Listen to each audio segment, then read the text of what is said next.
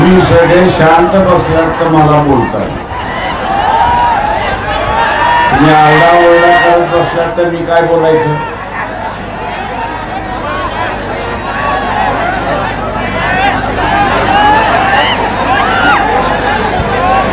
माझी सगळ्यांना विनंती आहे की हे जे सगळे यंग एलिमेंट आहे थोडं जागा ठेवून उभं राहू शकता का? एकमेकाला कशाला चिटकताय? हा, थोडी जागा ठेवा, जागा ठेवा थोडी. पाठीमागे पसरा, पसरा पाठीमागे, 2-2 पावलं पाठीमागे जा. ए राजा, तो मोबाईल बंद करा, सगळ्यांनी खिशात टाका, सगळ्यांनी खिशात टाका. का खिशात नाही तर इथे येऊन घेऊन जाईल. तो झेंडाही खाली कर.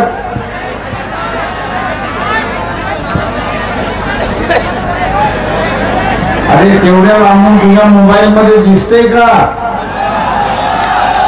बंद कर, दाखवू नको की मोबाईल आहे म्हणून.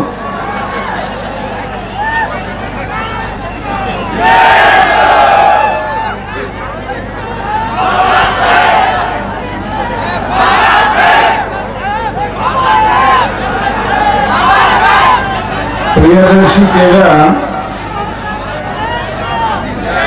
आणि त्याच्याच बरोबर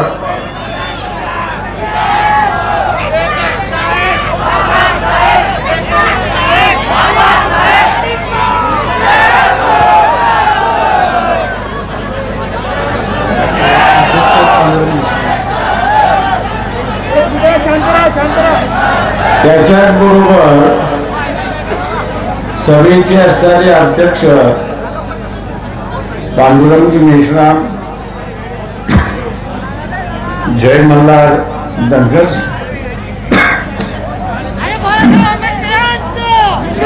जय मल्हार धनगर संघटनेचे अध्यक्ष सुभाष बोडके,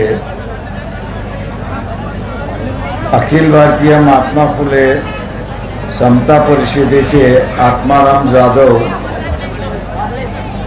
महाराष्ट्र प्रांतिक तेली समाजाचे लक्ष्मणजी आगाशे, सराफ सुवर्ण संघटनेचे संजय चिंतामणी, त्याच्याच बरोबर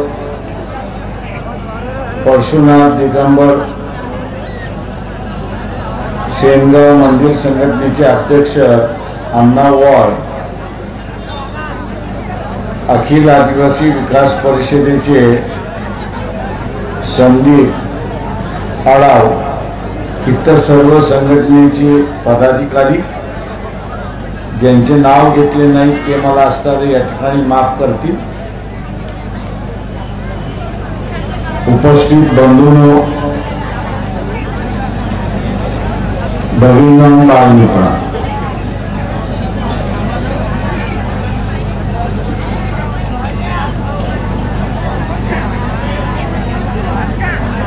अरे नीला कफन बांधने वाले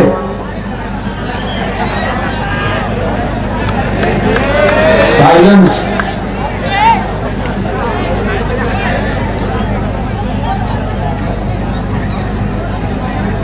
आपण बघितलं असेल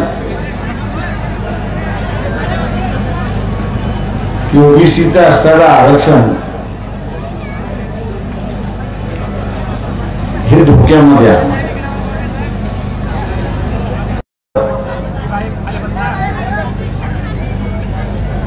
आणि स्वतःच्या पायावरती धोंडा पाडला. बरोबर बोललो की चूक बोललो? मग आता तुम्हाला असणारा पुन्हा 10,000 टनाचा धोंडा आपल्या पायावरती पाडून घ्यायचा आहे का? मग दारू कुठून पितात?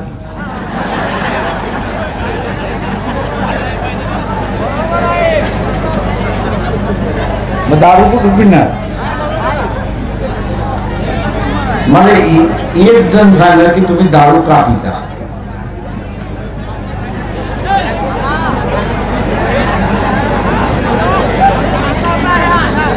तुम्हाला जेवढी दारू माहित नसेल ना तेवढी दारू मला माहिती आहे. इंग्लिश नाही, कंट्रीची.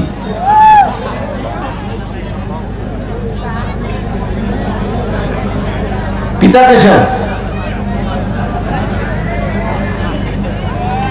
बघा समोर प्यायलेला आहे. मी आता इथनं सांगतो तुला, का रे राजा तू प्यालास का मला सांग. का दारू प्यालास मला सांग. आज का दारू प्यालास मला सांग.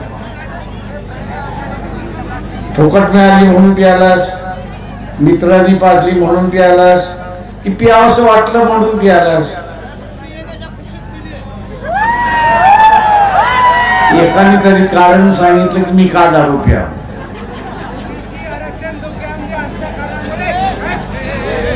त्याच्यामुळे दारू प्यालास.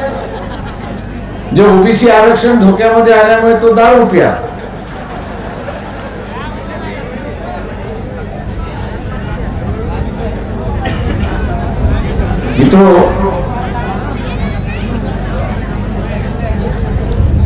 मी हा प्रश्न टाकलाय याचं कारण की काही ना काहीतरी कारण येतं.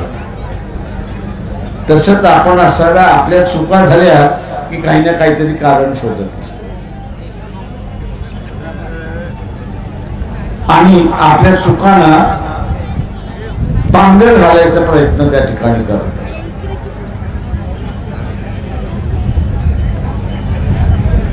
पांघर घालायचा प्रयत्न त्या ठिकाणी करत असतो.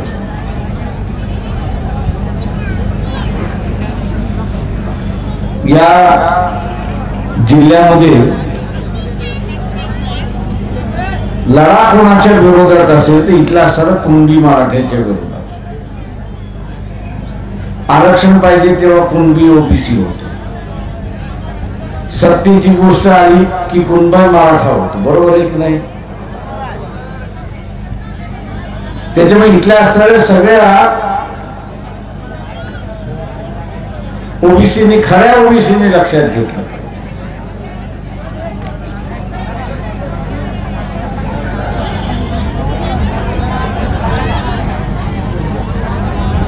काय झालं तिथे हे बसून गेलं पोरी.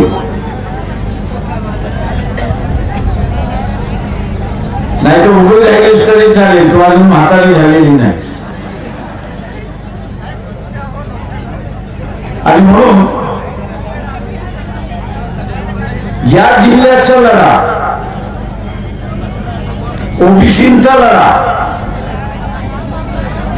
हा कुणबी मराठ्यांच्या विरोधात.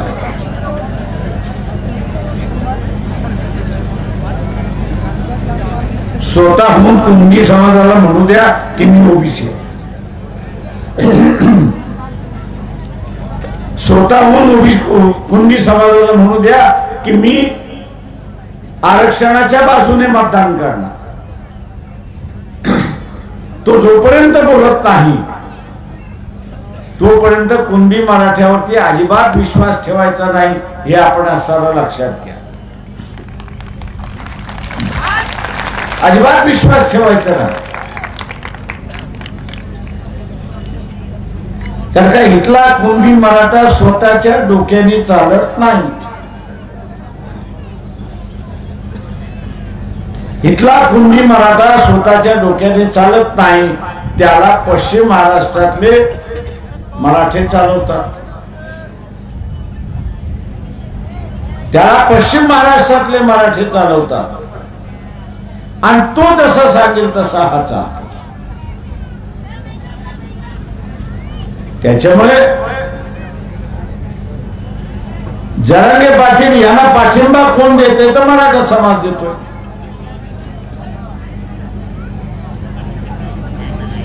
मराठा समाज जर जरांगे पाटील यांना पाठिंबा देत असेल तर मग इथला कुणबी मराठा जो आहे, कुणबी मराठा देशमुख जो आहे, तो मतदान कोणाकडे करणार, कोणाच्या सांगण्यावरनं करणार, तो पश्चिम महाराष्ट्रातल्या मराठ्यावरच्या सांगण्यावरनं करणार. आणि त्याच्या सांगण्यावरनं करणार असेल तर तो आरक्षणाच्या विरोधात सुद्धा मतदान त्या ठिकाणी करू शकतो. आणि म्हणून सावध जाण्याचा असताना मार्ग. कुणबी समाज जोपर्यंत स्वतः येऊन सांगत नाही की मी माझ्या डोक्याने चालणार आणि मी आरक्षणवादी आहे हे जोपर्यंत सांगत नाही आणि विधानसभेमध्ये जरांगे पाटील यांच्या ठरावाच्या विरोधात मतदान करत नाही तोपर्यंत आपण विश्वास ठेवता का? तोपर्यंत आपण विश्वास ठेवता कामा नये. नाहीतर आपण फसून जाऊ.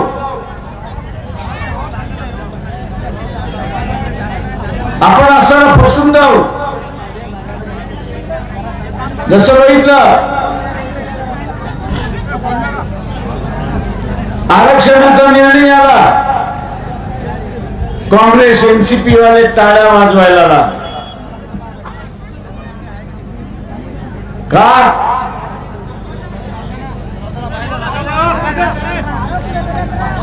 का? अरे थांबा तर खरं, कशाला बोलताय?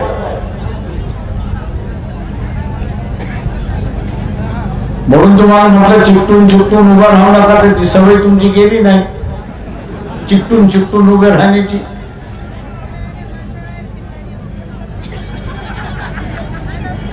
आज काँग्रेस एनसीपी जे आहे ते आनंदित आहे.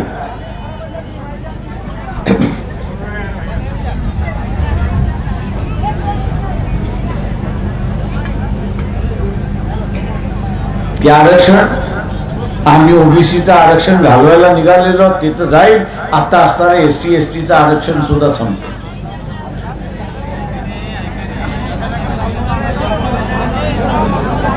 काय झालं तिथे?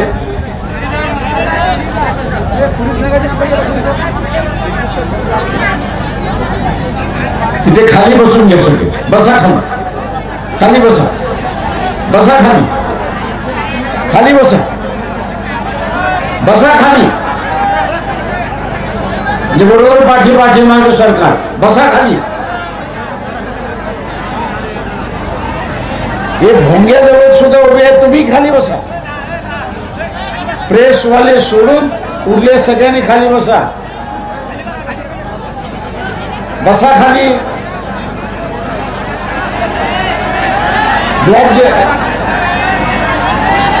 सैनिक, ओ दुर्ग सैनिक या बाजूला या.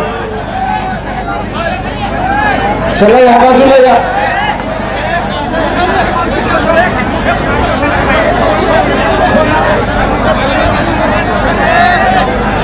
खाली बसा, बसा खाली.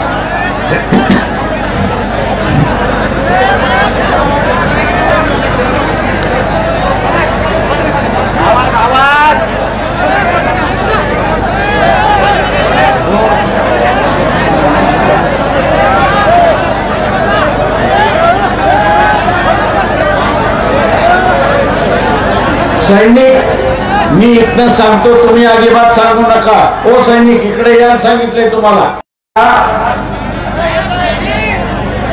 निकालाने नुसती शंका उपस्थित केली नाही, नुसती शंका उपस्थित केली नाही तर त्याने आरक्षण संपवण्याचा मार्ग सुरुवात केला हे लक्षात घ्या. बाबासाहेब नेहमी म्हणत असत,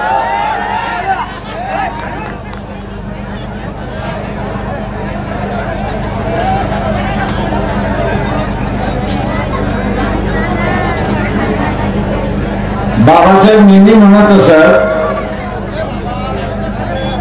की आपलं डोकं आपल्याच खांद्यावरती पाहिजे. पण तुम्हाला वाईट सवय लागलेली आहे की तुमचं डोकं तुमच्या खांद्यावरती कधीच नसतं.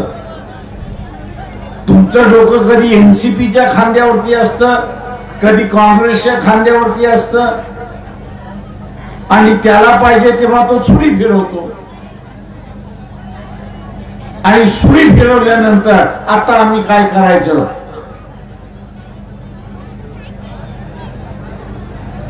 आता आम्ही काय करायचं.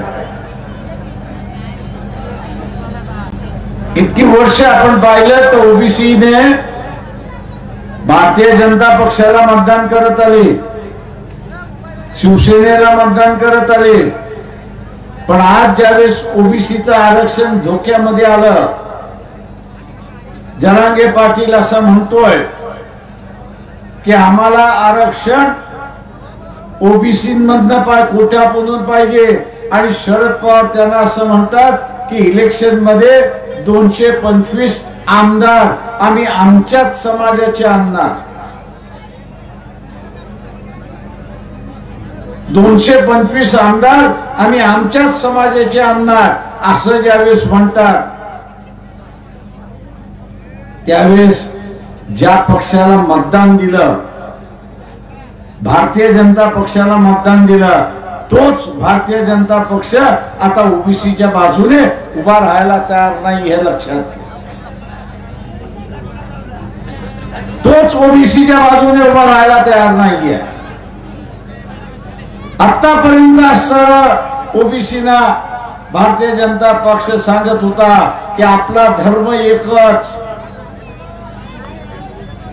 तुम्ही पण हिंदू आहात, मी पण हिंदू आहे, त्याच्यामुळे हिंदूंचं राज्य आलं पाहिजे आणि या देशाला हिंदू राष्ट्र म्हणून घोषणा केली पाहिजे.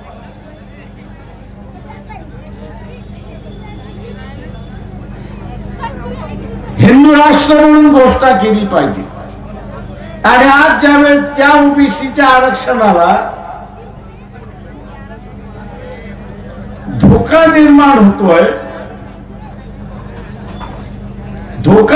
होतोय, त्यावेळेस ओबीसीच्या बाजूने ना धड भारतीय जनता पक्ष उभा राहते, ना धड शिवसेना उभा राहते, अशी असणारी परिस्थिती. सेनेची भूमिका काय? तर माळी आहे, धनगर आहे, कैकाडी आहे, मांगारुडी आहे, यांनी मोदीकडे जावं. वंजारी आहे, त्यांनी मोदीकडे जावं. मोदीकडे जाऊन आरक्षण वाढवून घ्यावं, आणि आरक्षण वाढलं की मराठ्यांना त्यांच्यामध्ये घेऊ आणि आरक्षणाचा प्रश्न संपतो.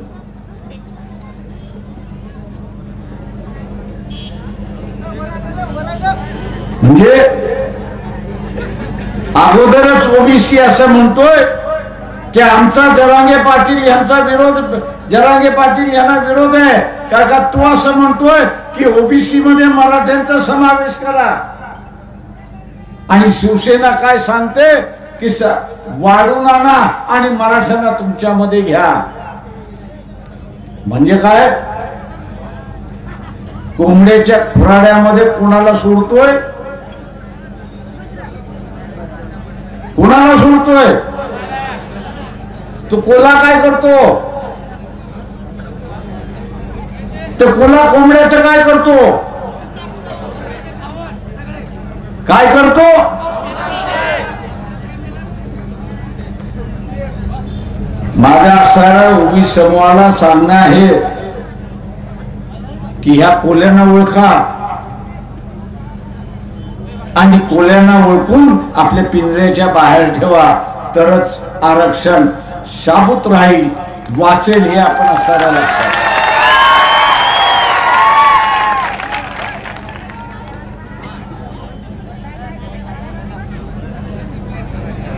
भारतीय जनता पक्ष दुसरं असं म्हणतं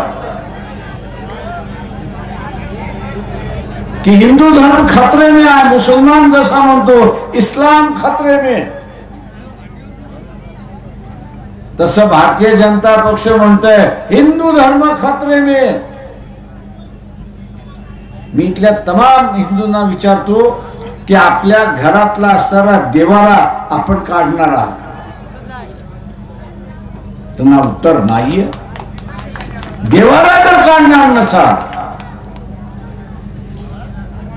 आणि वाढ वडिलांच्या त्या रीतिरिवाज आहे ते जर पाळणार असाल तर धर्म धोक्यामध्ये आला कुठून?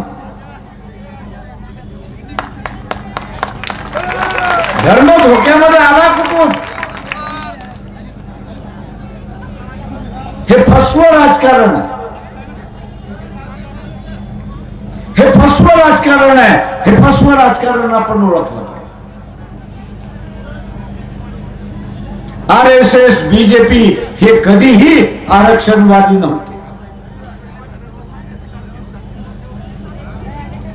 RSS आणि BJP हे कधीही आरक्षणवादी नव्हते. तर उलट ज्यावेळेस 340 कलम घटनेमध्ये बाबासाहेब अंतर करायचं म्हणत होते, त्यावेळेस हिंदू महासभा, RSS आणि त्यावेळेस राजकीय पक्ष, हिंदू महासभेचा राजकीय पक्ष यांनी बाबासाहेबांच्या घरामध्ये धुडगूस घातला की तुम्ही आमचा असणारा अधिकार काढून घेताय आणि इतरांना देताय. तुम्ही आमचे अधिकार काढताय आणि इतरांना देताय. त्यावेळेस धुडगूस घातली.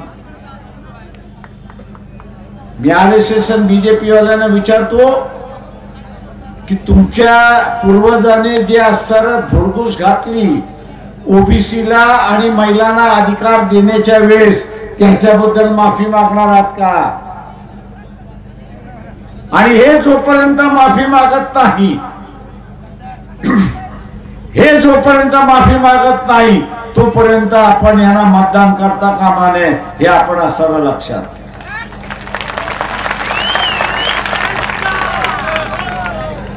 इथल्या राजकीय पक्षाला समाज सुधारणेच्या दृष्टिकोनातून घेऊन जायचं असेल तर लोकांना सुद्धा आपले निर्णय बदलावे लागतील. जसं रिलायन्स आणि वोडाफोन इतर मोबाईल सर्व्हिस वाढल्यानंतर अनेक जणांना आठवण आली, अरे BSNL वाला शिल्लक राहिलेला आहे.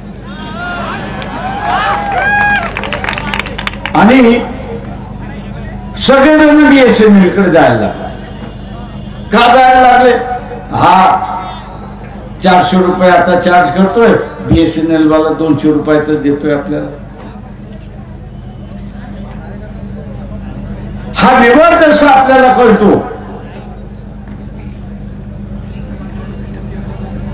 हा व्यवहार तसा आपल्याला कळतो. तस आपल्याला समाज सुधारणेचा सुद्धा व्यवहार कळला पाहिजे. समाज सुधारणेचा सुद्धा व्यवहार आपल्याला कळला पाहिजे की एकाला कोणाला धडा शिकवायचा असेल तर त्याच्याकडे बघायचंच नाही, त्याला मतदान करायचंच नाही. मग तो विचाराय का मतदान केलं नाही तर त्याला सांगायचं तू सुधारायला तयार नाही म्हणून तुला मतदान केलं नाही, तू सुधार आम्ही तुला मतदान करतो. मताचा अधिकार सुद्धा हा बदलाव करू शकतो, हे लक्षात घ्या. तुम्ही अजून 6 महिने हे जे प्रायव्हेट मोबाईल वाल्यांनी भाव वाढलेले आहेत, पुन्हा परत त्याच्यामध्ये त्यांच्याकडे गेला नाही तर पुन्हा भाव कमी करतील, हे लक्षात घ्या. ही जनतेची ताकद आहे, ही जनतेची ताकद आहे. पण त्याच्यासाठी तुम्ही हे नंबर जो आहे तो फक्त ट्रान्सपोर्ट करा की जिओचा असेल तर BSNLचा, काय वोडाफोन असेल तर BSNLचा करून घ्या, दुसरा कसता असेल तो BSNLचा करून घ्या. आणि यांचं उत्पादन कमी झालं तर यांना लक्षात येईल की आपण चूक केली, भाववाढ करून आता आपण भाववाढ केलेली आहे, कमी पाहिजे आणि पुन्हा पूर्वरित्या असताना येतील अशी परिस्थिती आहे. ही जनतेची ताकद आहे आणि ही जनतेची ताकद आपल्याला वाढवायची. मित्रो, या आरक्षणाच्या मोर्चाच्या निमित्ताने, यात्रेच्या निमित्ताने दंगलीचं जे वातावरण होतं ते शमलंय. त्याला आम्ही लोकांना सरळ विचारतो की आरक्षण कोण देतं? कोण देतं आरक्षण? आरक्षण कोण देतं? कोण देत?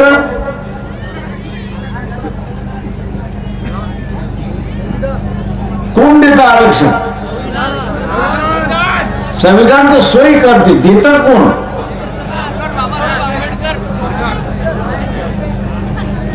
अरे बाबासाहेबांकडून घ्यायला वरती जावं लागेल पहिल्यांदा तुला.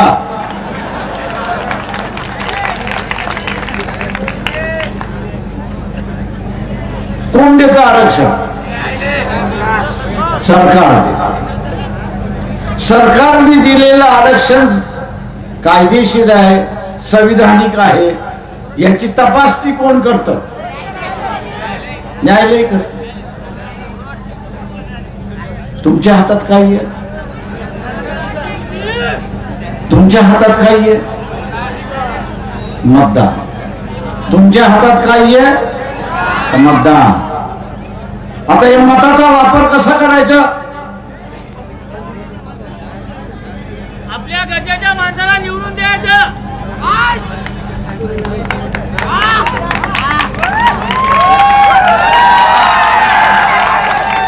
मताचा वापर हा आपल्या विचाराच्या माणसाला निवडून आणण्यासाठी करायचा. मताचा वापर हा आपल्या माणसाला निवडून आणण्यासाठी करायचा आहे. आणि आपल्या विचाराचा माणूस त्या ठिकाणी बसला, आपल्या विचाराचा माणूस जर त्या ठिकाणी बसला तर तो आपल्या अधिकाराचं संरक्षण करेल हे असताना लक्षात घ्या. तो संरक्षण करेल. मी मगाशी जे म्हणालो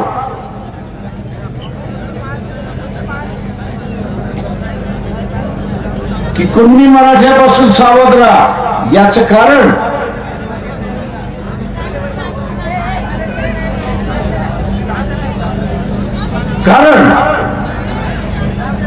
आत्ताच जे सभागृह आहे यामध्ये 190 कुणबी मराठा समाजाचे आमदार आहेत. 190 कुणबी मराठा समाजाचे आमदार आहेत आणि फक्त 11 ओबीसीचे आमदार आहेत. कुणबी स्वतःला ओबीसी जरी म्हणत असला तरी सभागृहामध्ये तो म्हणतो मी मराठ्यांबरोबर नाही, तो धनगरांबरोबर नाही, तो माळ्यांबरोबर नाही, तो वंजाऱ्यांबरोबर नाही, तो लिंगायतांबरोबर नाही, तो बंजाऱ्याबरोबर नाही, तो तेली, तांबोळी, कुणबी, लोहार, सोनार, धनगर यांच्या बरोबर तर अजिबातच नाही. आणि म्हणून मग अशी म्हटलं की सावध राहा, यांच्यापासून सावध राहा. ओबीसीच्या आरक्षणाला धोका आहे का? 100% धोका आहे. 100% धोका आहे. इलेक्शनच्या अगोदर नाही पण इलेक्शनच्या नंतर आहे. माझ्या अगोदरच्या एका वक्त्याने ओबीसीची जात गणना झाली पाहिजे याच्याबद्दल भाष्य केलं. ती झाली पाहिजे.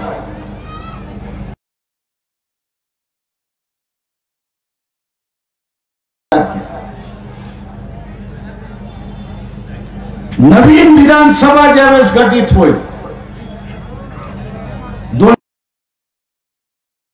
होतील, नवीन विधानसभा येईल, त्या नव्या विधानसभेमध्ये ओबीसीची ही जी मागणी आहे की जात जनगणना केली पाहिजे,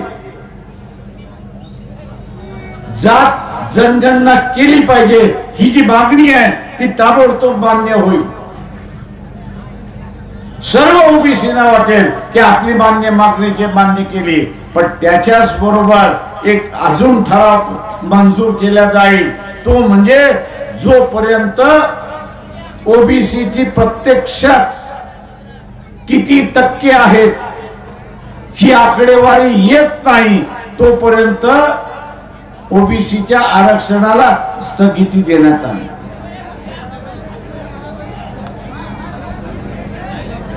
अरे बाणामारी काय थांबवा तिथे. मारामारी थांबवा तिथे, दोघांना बाजूला करा, दोघांना बाजूला करा तिकडनं आणि तुम्ही खाली बसा, बाजूला करा त्या सगळ्यांना.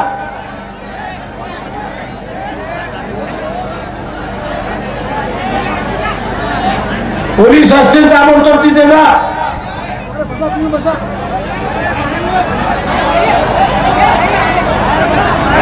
बाय तुम्ही सगळेजण बसा, महिला तुम्ही सगळेजण बसा.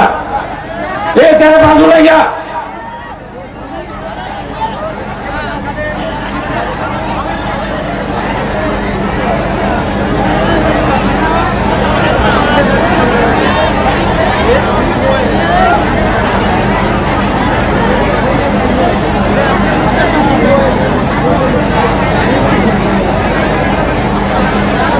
चला बसा. पोलिसांनी त्यांना दोघांना ताब्यात घेतले. बसा खाली.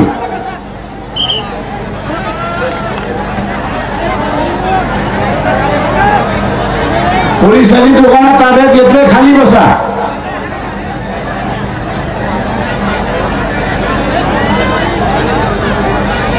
आणि म्हणून मी म्हणत होतो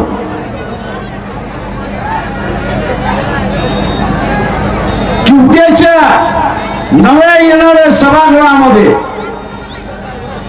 आम्ही जात करण्याचा ठराव घेतला. जात घेण्याचा ठराव झाला. त्याच्याच बरोबर दुसरा ठराव होईल आणि तो म्हणजे दुसरा ठराव होईल तो म्हणजे की जात गणना जोपर्यंत होत नाही आणि आकडेवारी येत नाही तोपर्यंत ओबीसीच्या आरक्षणाला स्थगिती देण्यात आली. काय करणार?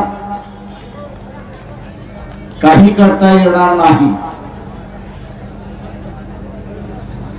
कारण का सभागृहाच्या निर्णयाला कोर्टामध्ये चॅलेंज देता येत नाही. सभागृहाचं कामकाज कोर्टाच्या बाहेर आहे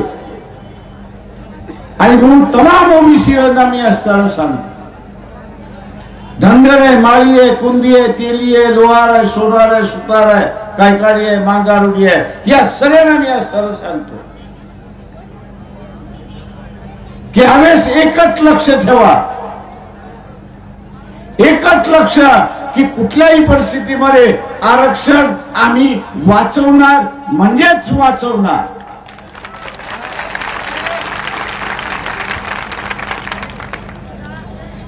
लक्ष काय तर आरक्षण वाचवणार म्हणजेच आरक्षण वाचवणार. आमचं मत आरक्षण वादानाच मित्रो. आणि हे करायचं असेल तर किमान 100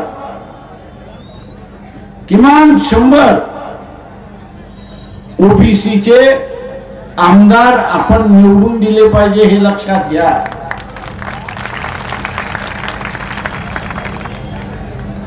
उमेदवार कुठलाही असो पण तो ओबीसी मधला आहे त्याला आपण निवडून दिला पाहिजे.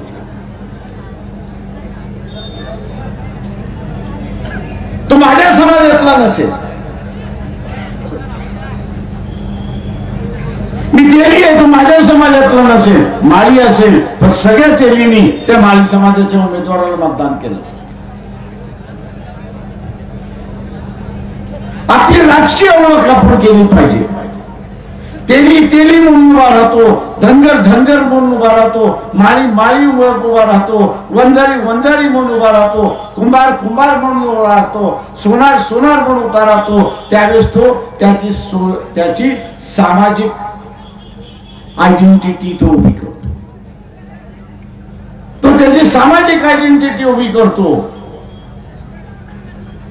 आपल्याला आता ओबीसीची राजकीय आयडेंटिटी उभी करायची आहे. राजकीय चेहरा हा उभा करायचा आहे आणि तो राजकीय चेहरा उभा करायचा असेल तर आम्ही एकमेकाला मतदान देऊ हा त्याच्यातला सगळ्यात महत्वाचा भाग. दुसरा महत्वाचा भाग आपण लक्षात घ्या. 57 आरक्षित जागा आहेत. एससी आणि एसटी साठी 57 आरक्षित जागा आहेत. ओबीसी आणि मराठा यांचं विभाजन झालेलं आहे. ओबीसी म्हणतो मी मराठ्याला मतदान देणार नाही आणि मराठा म्हणतोय मी ओबीसीला मतदान देणार नाही. याचं कारण ओबीसीना आपलं आरक्षण वाचवायचं आहे आणि मराठ्याला ओबीसीच्या आरक्षणामध्ये घुसायचं आहे.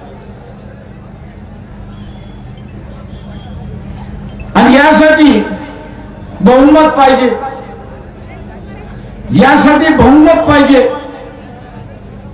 या 57 आरक्षित एससी आणि एसटीच्या जागा महत्वाच्या. एससी आणि एसटीला ओबीसीचं आरक्षण मिळत, त्यांना स्वतंत्र आरक्षण. आता ह्यांनी ओबीसीच्या बाजूने मतदान केलं पाहिजे. ओबीसीच्या बाजूने मतदान केलं पाहिजे. तर आपल्याला हे बघावं लागेल की या 57 जागा ओबीसीच्या मतावरती जिंकल्या पाहिजेत. ओबीसीने 100% मतदान एससी आणि एसटीच्या याच्यामध्ये केलं. त्यांना बहुमत पाहिजे. ह्या 57 जागा मराठा समाजाच्या मताने जिंकून आल्या तर ते तुमच्या विरोधात मतदान, कारण त्यांच्याकडून ते निवडून आलेत, तुमच्याकडून निवडून आलेले नाहीत. आणि म्हणून एससी आणि एसटीच्या जागा या ओबीसीच्याच मतावरती निवडून आल्या पाहिजेत. हे बघणं आपलं सगळ्यांचं कर्तव्य आहे. तेव्हा कुठे आपण जिंकतो हे लक्षात. 7 ऑगस्ट या दिवशी विश्वनाथ प्रताप सिंग यांनी ओबीसीचं आरक्षण जाहीर केलं आणि या आरक्षण बचाव यात्रेची सांगता सुद्धा आपण 7 तारखेला औरंगाबादलाच त्या ठिकाणी करतो. आपण 7 तारखेला सुद्धा औरंगाबादला त्या ठिकाणी करतो आहोत. माझं आव्हान आहे आणि विशेष करून ओबीसीला आणि आरक्षणवाद्यांना ज्यांना ज्यांना शक्य असेल त्यांनी औरंगाबादच्या 7 तारखेच्या मेळाव्यामध्ये प्रचंड मोठ्या संख्येने उभं राहावं आणि ओबीसीचा राजकीय चेहरा आपण दाखवावा हे आवाहन करतो आणि आपली सगळ्यांची रजा घेतो. जय भीम, नमस्कार.